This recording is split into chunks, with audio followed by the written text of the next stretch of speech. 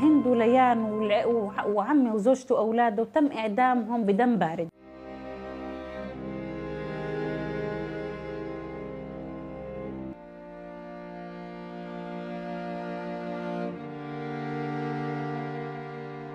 Hind Rajab's case, a 6-year-old child pleading for her life, shocked the world.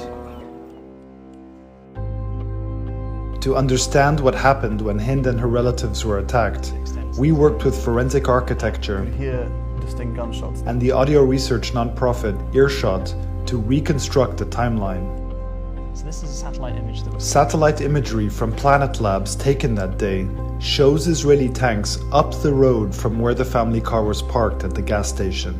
This is around 3:31 p.m., a little less than an hour after Layan's call with Omar. We can also see the amassing of Israeli tanks in the area, which are positioned at strategic locations, such as the intersections of roads, so that they have lines of sight along the main avenues and streets in the area. Crucial to the analysis is the short call between Omar and Layan.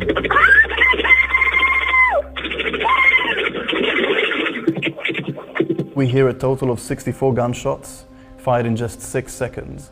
What we heard on the phone call, is there any evidence of any kind of crossfire in the area? No, what we're hearing are 64 gunshots that are all similar in characteristics, similar in loudness. The gunshots were happening roughly 74 milliseconds apart. This meant that the gun firing these shots was firing around 750 to 900 rounds per minute, which is in excess of what an AK-47 or a Kalashnikov will fire, which are the most common assault rifles attributed to Hamas.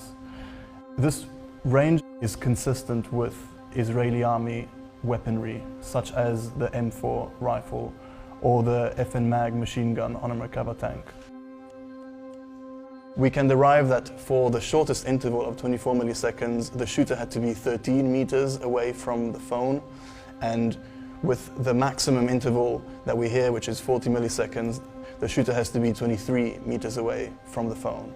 It puts us within a kind of ring around the Kia that's between 13 and 23 meters.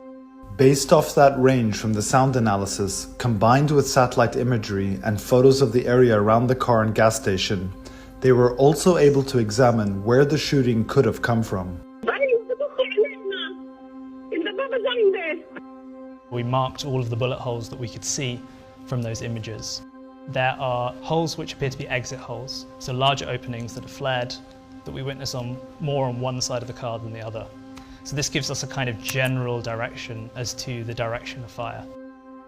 So there's one very distinct line of bullets that we can see at the back, the rear right-hand side of the car, which is a volley of about 30 or so bullets. We'll remember at the end of Fabio's analysis, we saw this ring.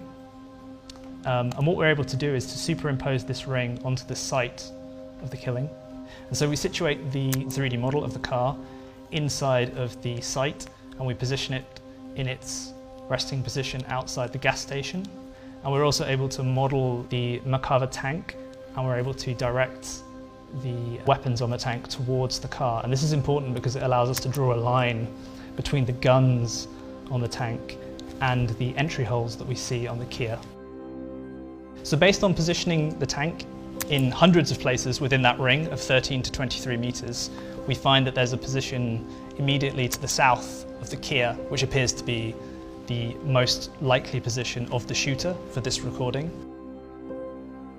So from what you've assessed of the Israeli tank position, at that distance, is it likely the Israeli soldiers would have been able to see who was in the car?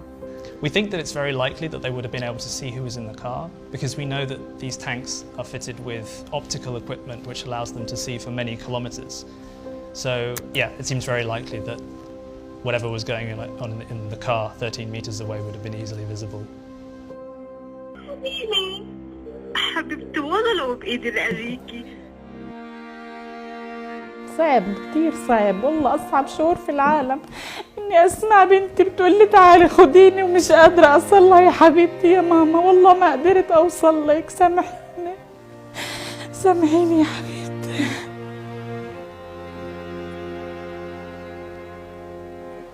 قدرتش أوصل لها.